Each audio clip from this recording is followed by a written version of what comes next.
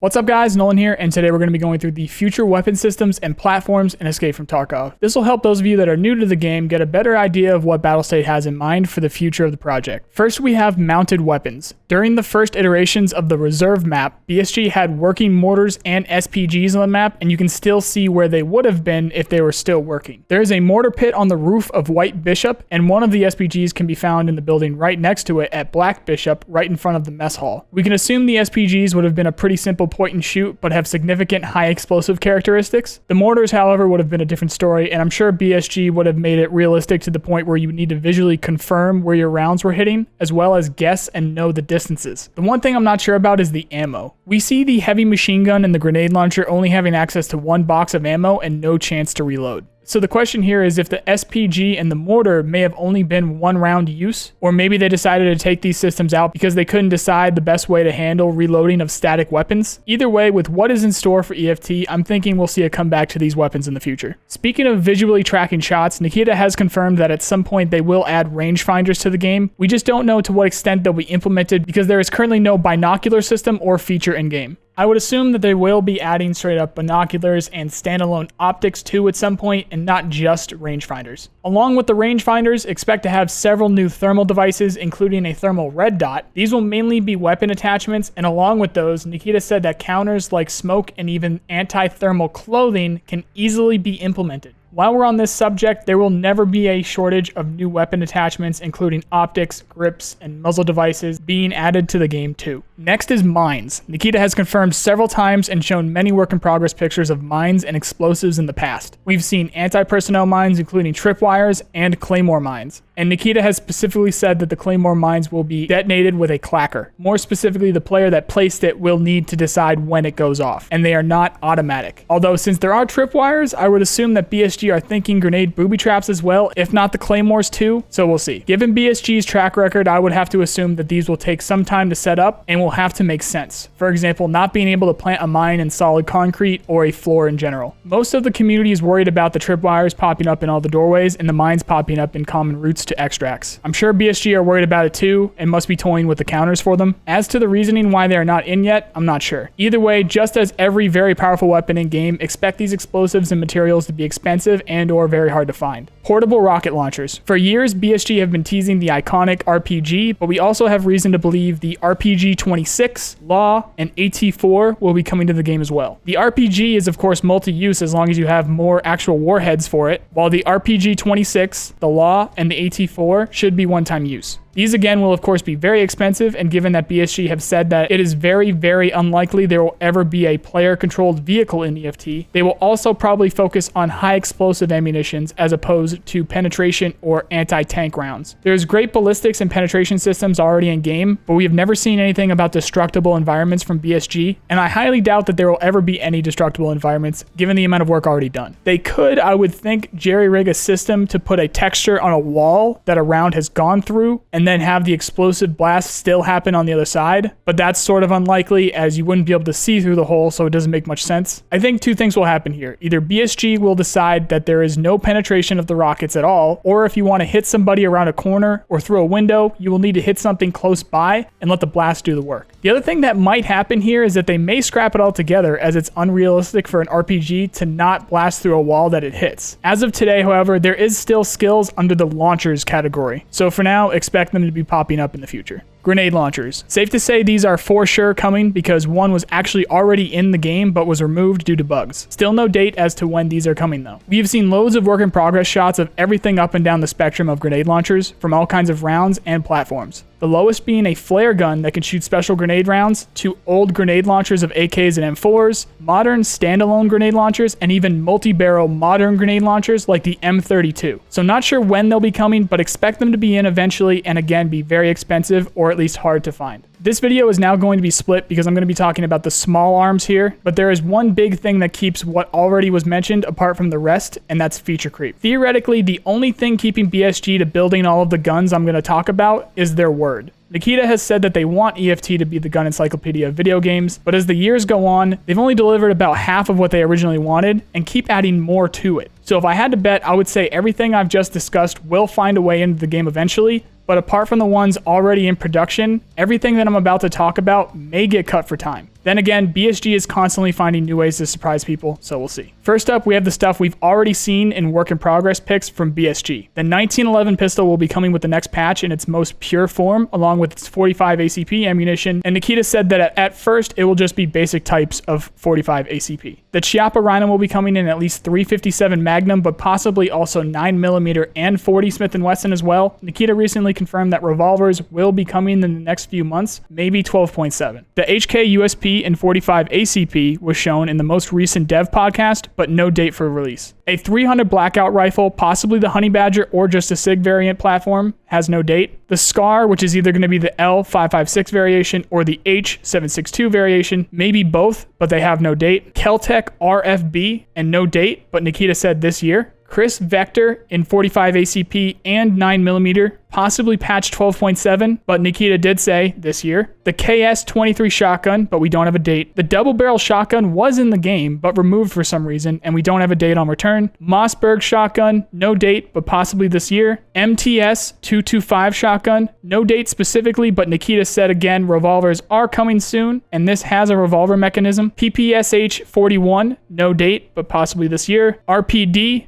no date, but according to Nikita, soon and probably this year. Next, we have guns that are confirmed but have no work in progress pictures. These are the guns that are potentially on the fence whether they make it into the game or not, but all things considered will be likely in the game at some point. The AK-12 and 15, the AK-308, an AR platform with 50 Beowulf rounds, Benelli M4 shotgun, KSG shotgun, CZ Bren, CZ Scorpion, CZ P9 and 75 pistols, Colt Python revolver, RG6 grenade launcher, 1911 variants including 9mm possibly, Smith & Wesson M&P series pistols, Jericho 941 pistol series, the SVT 40 and 7.62x54R, PP2000 PDW,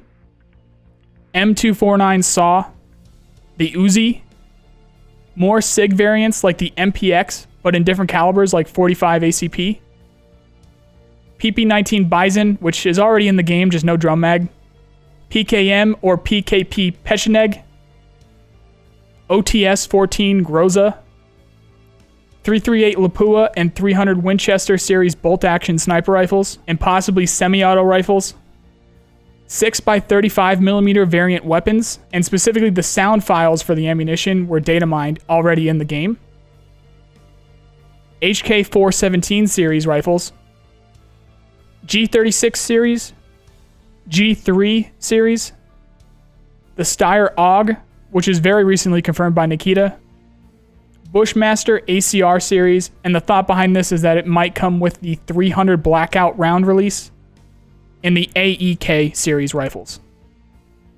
I checked the wiki here for more info, and they actually have the Desert Eagle up there, and I actually remember hearing Nikita himself saying that specifically they will not have this in the game, but we'll see. So here's the rumored weapons, and these are going to be either from previous games that they've made or something somebody has heard from somebody. We got the Spaz 12 shotgun, the Tavor, bolt action and semi-auto 50 cal sniper rifles. I have specifically heard Nikita say that he doesn't want the Barrett in the game, but we'll see. Grappling hooks. I never heard this, but apparently the idea is when the new animations are in, you'll be able to actually climb ladders, but also either shoot or throw grappling hooks for easier access to windows and other things. And I want my opinion on this to be very clear. I highly doubt grappling hooks will be a thing, but we'll see. When it comes to weird systems and extras like that, we actually have work in progress shots on a camera ball and a handheld tablet. I think the idea is that you can throw the ball and be able to see the camera through the monitor. The tablet clearly has a joystick, so I guess we'll be able to either control the cameras or maybe control the ball itself. There's a ballistic shield, which somebody said Nikita mentioned being NPC controlled only, meaning players can't use it. This seems irregular at the very least to me, and it should be a primary weapon slot where it wouldn't make sense for somebody not to be able to pick it up. Either way, I expect it to be very heavy, the glass to break like normal, and probably very expensive. All in all, I'm not too worried about it. And this is not a weapon, but it's definitely worth talking about. We have this backpack here, and that is not a pole sticking out of it, it's a belt. This is the Scorpion. It will hook into specifically the PKP Pecheneg, and it holds 475 rounds in the backpack itself, along with another 75 rounds in the belt, Maybe it'll work with other belt-fed machine guns, especially the Russian ones, and I'm not sure, but this will have to weigh an absolute ton and not be cost-effective whatsoever, I'd imagine. Last but not least, we can expect to see a bunch of new melee weapons options coming into the game as well. That is everything that I could have possibly dug up about the future of weapons in Escape from Tarkov. Please remember which categories these fall under, as some of them are pipe dreams, some of them are rumors, some of them are confirmed, and some of them are already being worked on right now. And keep in mind that even if they're being worked on right now, they still might not even make it into the game. If you want to stay up to date with everything in development for Escape from Tarkov, then check out my dev news playlist here. If you want to learn anything else, then you can check out my EFT Like a Pro playlist. If you like this video, then you know the drill. I really appreciate the people who do. Otherwise, I hope you at least learn something, and I also hope you have a nice day. See you guys.